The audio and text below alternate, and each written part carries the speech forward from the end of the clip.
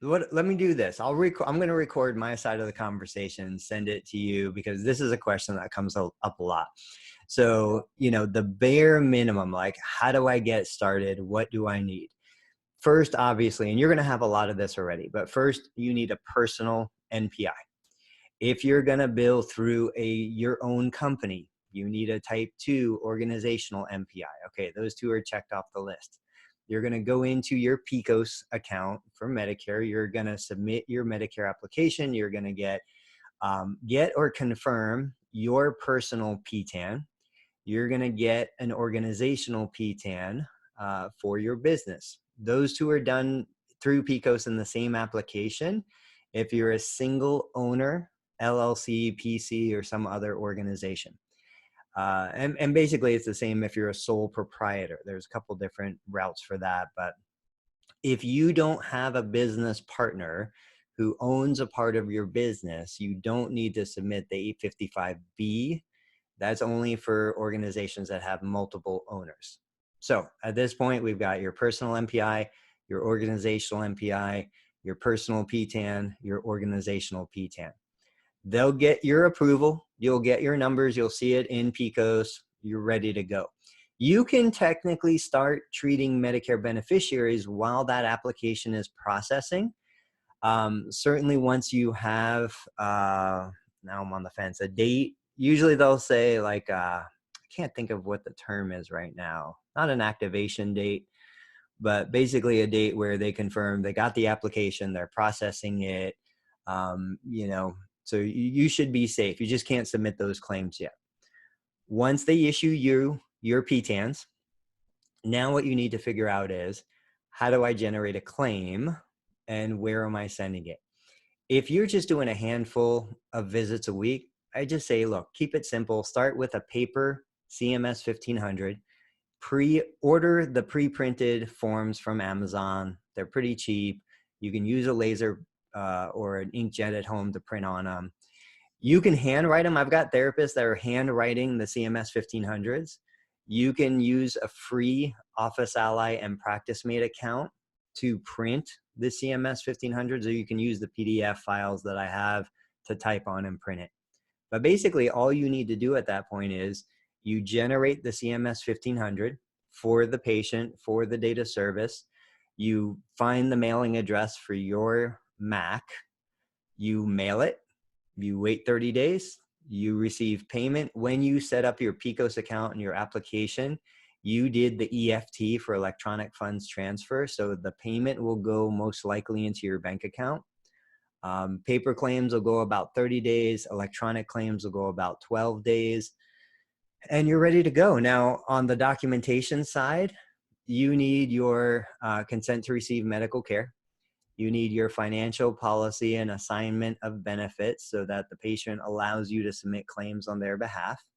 And you need your privacy notice related to HIPAA. Those are the 3 documents that we typically have at the minimum in order to allow you to treat the patient, send the information to the physician to get it certified, and submit the claim.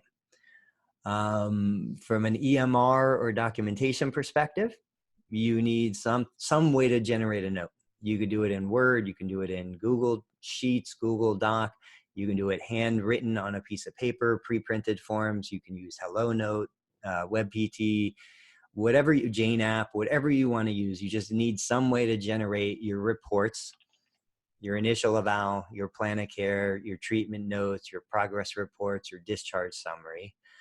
I saw my, we were talking about this yesterday. I'm trying to remember the name of it, the CMS 700 or something like that. Yeah, so I took the CMS 700, which used to be a PDF or a paper form produced by Medicare.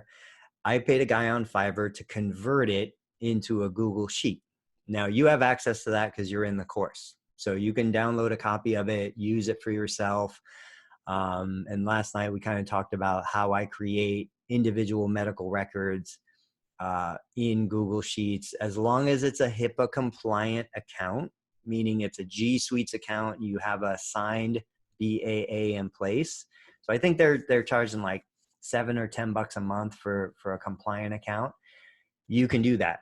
If you don't want to do that yet, you can download that Google Sheet, turn it into an Excel file if you have Excel, keep it on your local computer, and you're going to be fine. There's no BAA or anything because you're not transmitting information through the internet. Other, other, yeah. Yeah, it's all in that one file. So yeah, you'll have access to all that. So in the one Google Sheet file, you'll have the initial eval plan of care. You'll have a fax cover sheet. You'll have a daily note template. You'll have a discharge summary template, release of, information. Like, I've got a whole bunch of stuff. They're all individual tabs in that document. And then as that document grows, you just add tabs to it. You name that one file by patient and admission date. And then you just keep duplicating the master template for every new patient, so every patient's in one file. Go ahead. Yeah.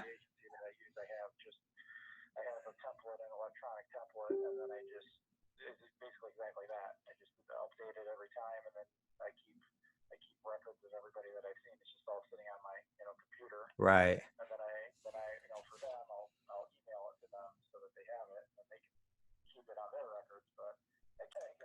Yeah, it's exactly the same. And then what I usually do from a redundancy perspective is, if I create a daily note, I create a plan of care, I'll print that page, that tab, print it as a PDF file, export it. Now it can't be modified. It's basically a locked file, and that will either go into, a backup hard drive in case something happens on the other side. If you decide to use like a free PracticeMate account, I say free because if you're not submitting claims electronically through PracticeMate, you don't get charged a $35 a month fee, but you can still print all of your claims through PracticeMate. And you can upload, so I would upload the PDF versions of the Google Doc or Google Sheet into PracticeMate. So I've got that redundancy. If it's not in one place, it's in the other. PracticeMate's HIPAA compliant. PracticeMate has a HIPAA compliant scheduler. It has a HIPAA compliant patient communication through email. It's tremendous for what it gives you for free. So, that, and then of course, Hello Note and other platforms are out there that do an amazing job. Also, it just depends on what you're comfortable with.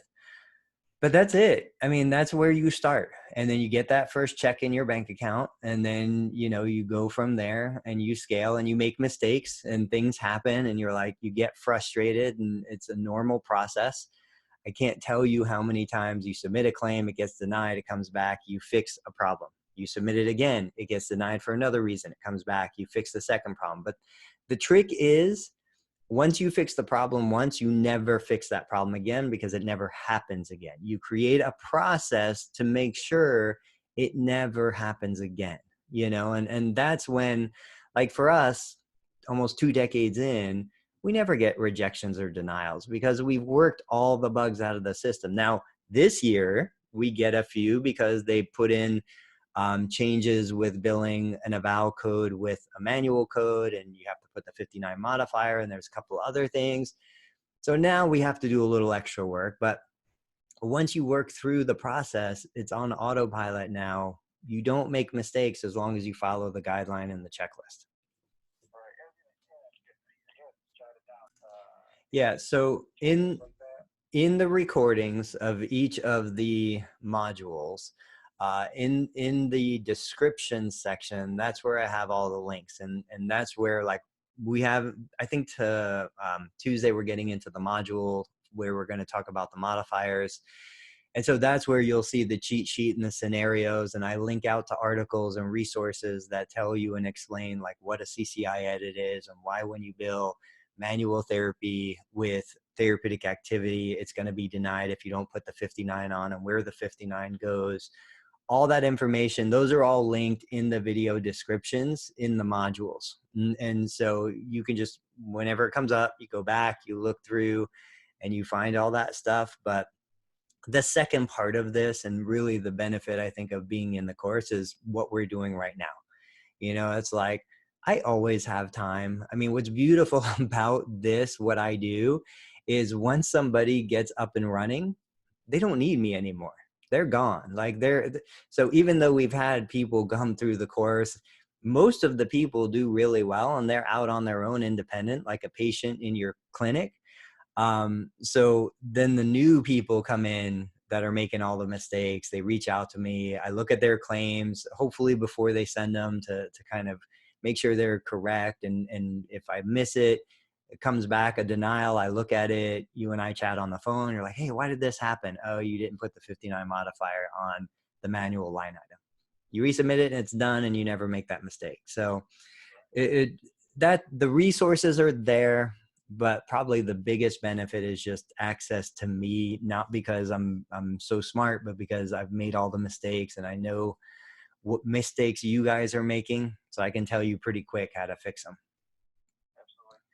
Available, or is that something that you have to create? No, we have the templates. I've got a couple versions. I've got the templates that I give, which is very generic. You just cut out, where it says put your company name here, and you put your company name there. I tell everybody, don't trust this, but this is, something to get you started, and it's usable. And then Steve from Hello Note was super generous, and he shared all of their admission forms and templates that we can use within the group. So, what I tell people is, look, start with this, get some money in your bank account, get the ball rolling. When you have money, if you want to hire an attorney to review it, make sure there's no crazy parts to it, do it. But just get started. You just have to get started. You have to get that first, payment processed. You have to get that first claim out. Definitely make sure this is something that you're like, yeah, I can do this. Like, prove it to yourself. And then it just grows from there. As clinicians, me being one, I'm like way out on the extreme for what clinicians are typically like, but we're conservative by nature. We just are. We want to make sure everything's in place, everything is safe, we're not doing anything wrong. And we go so far over the line of what's reasonable. It's like you just got to step back and you just got to be like, hey, I'm just going to do this. Like, what's the worst that's going to happen? A claim's going to deny. You're not going to kill somebody. Nobody, you make a mistake, you correct it. Like, that's part of learning. And so that's where I tell people, just baby steps. Don't worry about EMRs and all the other stuff. Have a piece of paper, write down what you need to write down, send a claim in on paper. Once you've proven that process, then you can go to electronic. Once you've proven that process, then you can hire somebody, and start scaling and growing. But just got to get one step at a time and just take that step.